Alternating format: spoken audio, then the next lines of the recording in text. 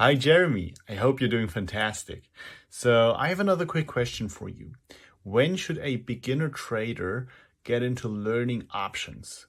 Like, should I first master stocks and be consistently profitable trading stocks? Or is it just super important and useful to learn options very soon after getting comfortable with stocks? Like, I don't know. What's your take on that? Thank you so much. Simon, what's up, you sexy man? When should a beginner trader get into options? Fantastic question.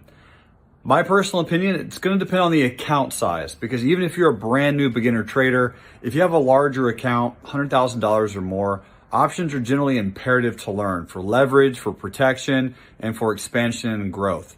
Secondly, if you have less than $100,000 and you're intrigued on learning options, my opinion, once you trade profitably when you're trading shares. I mean, shares are easy. You buy them or you sell them. If you buy 1,000 shares and it goes up a penny, you're making money.